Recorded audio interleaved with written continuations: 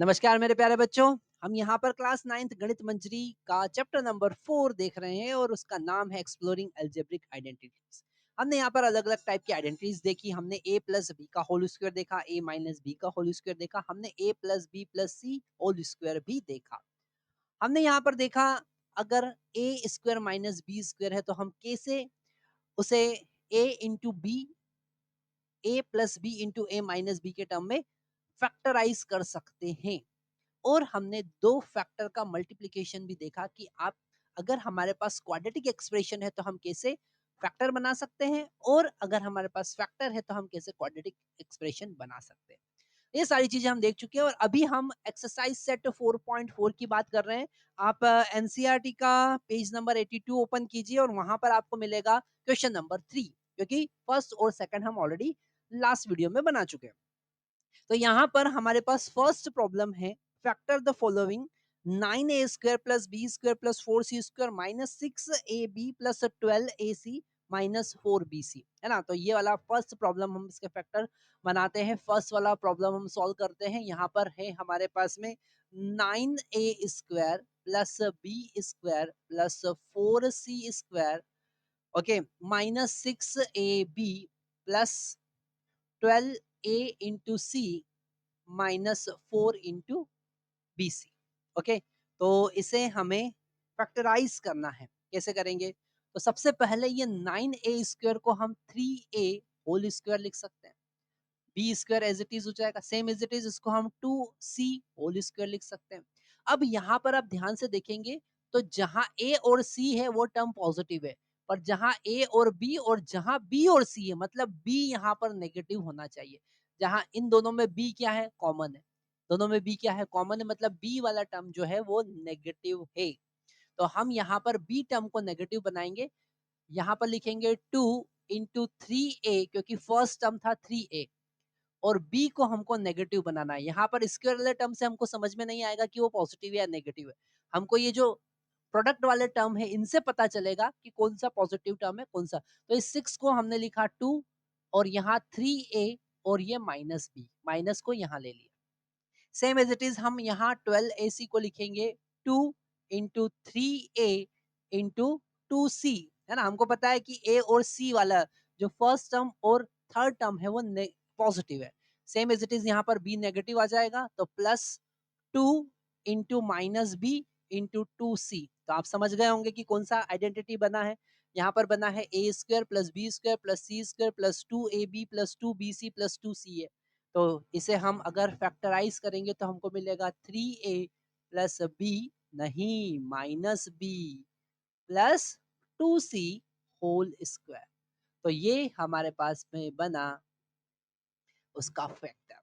ठीक है, तो हमने फर्स्ट वाला प्रॉब्लम सॉल्व किया। अब सेकंड वाले प्रॉब्लम की तरफ हम जाते हैं। सेकंड वाला प्रॉब्लम हम यहीं पे सॉल्व कर लेते हैं। सेकंड प्रॉब्लम हमको क्या गिवन है? फिर से आप आपका एनसीईआरटी ओपन कीजिए और एनसीईआरटी का पेज नंबर 82 सेकंड प्रॉब्लम हम देख रहे हैं।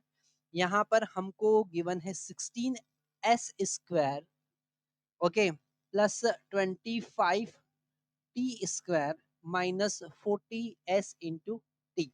ठीक है, तो यहाँ पर हम कौन सी आइडेंटिटी यूज कर सकते हैं जरा ध्यान से समझते हैं।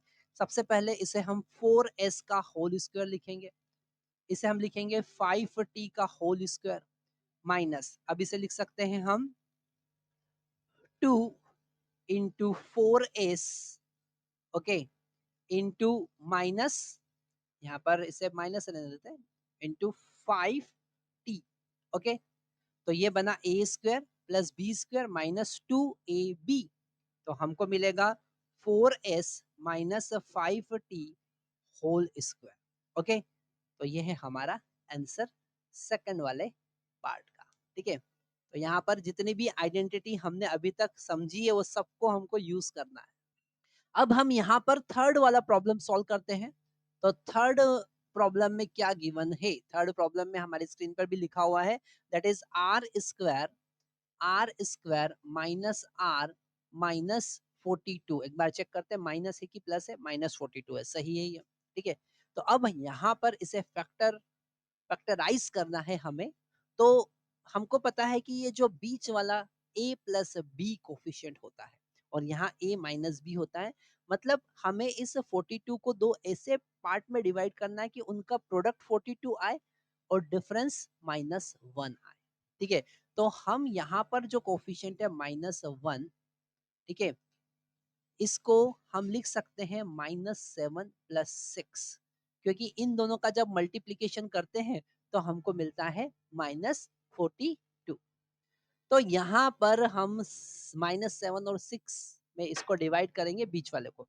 तो ये जो एक्सप्रेशन है, ये अब हमारे पास पहुंच जाएगा r² -7r + 6r -42, है ना? जो कॉन्सेप्ट हम बता रहे हैं बड़ा इंपॉर्टेंट कॉन्सेप्ट है। इसकी हेल्प से 10th में जो क्वाड्रेटिक इक्वेशन का जो चैप्टर है वो आप फटाफट सॉल्व कर पाएंगे। तो यहाँ पर हमने इसको डिवाइड किया। अब यहाँ r को हम कॉमन लेते हैं, तो हमको मिला r -7 और यहाँ +6 कॉमन लेते हैं तो मिला r -7। अब r -7 को दोनों में से कॉमन ले लेंगे, तो r -7 कॉमन लिया, बचा कितना r +6, है ना? क्योंकि यहाँ r बचा और यहाँ 6 बचा, तो ये हमने उसको फैक्टराइज कर दिया।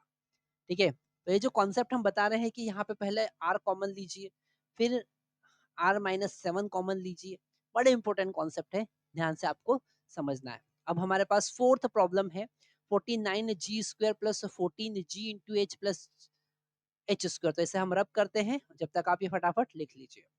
तो अब हम यहाँ पर फोर्थ प्रॉब्लम देख रहे हैं। ठीक है, फोर्थ वाला केस हम देख रहे हैं, वो कह रहा है कि 49g² okay plus 14g × h plus g plus h²। तो ये तो सिंपल सा फॉर्मूला बन गया हमारा 7g whole square plus 2 × 7g × h plus h², है ना? 14 को हमने 2 × 7 लिखा क्योंकि यहाँ पर 7g था, तो ये 7g प्लस h का होल स्क्वायर हमारा फैक्टर बना। ठीक है, बड़ा इजी क्वेश्चन था, इसमें तो कोई दिक्कत वाली बात नहीं थी। पर फिफ्थ वाला प्रॉब्लम अगर हम देखें, वो क्या कह रहा है?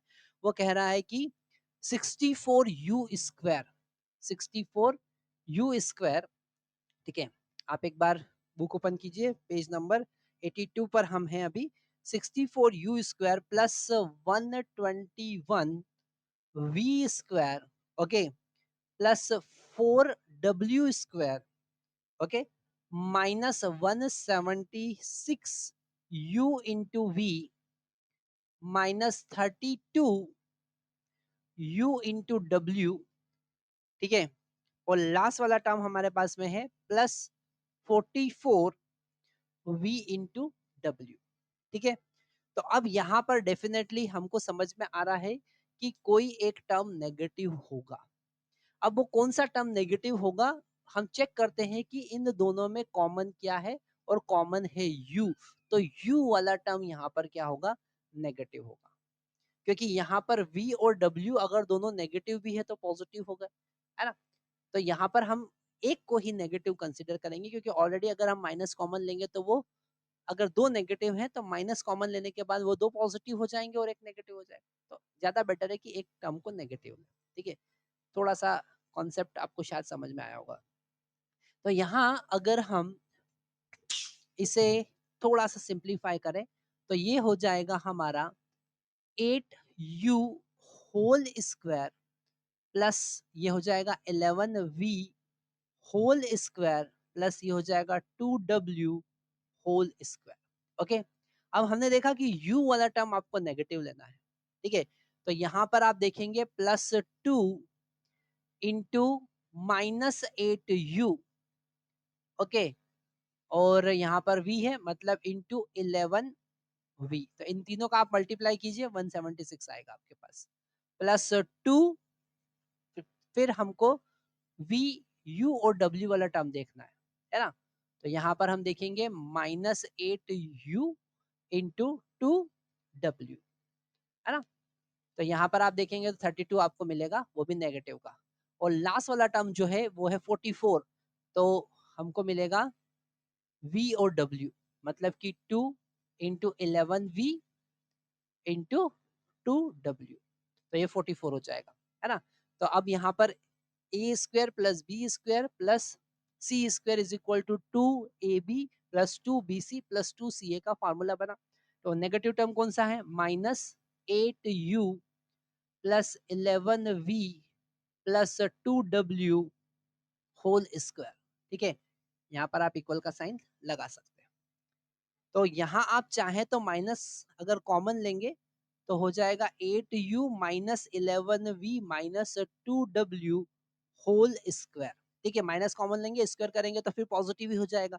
तो यहाँ पर इसे ऐसा लिखने के बजाय ऐसा लिखना ज्यादा बेटर होगा, है ना। फर्स्ट टर्म हम u ले रहे हैं, u v w है तो u ले रहे हैं, है ना। तो आप इसे इंटरचेंज भी कर देंगे तो कोई दिक्कत वाली बात नहीं, पर it is the good representation.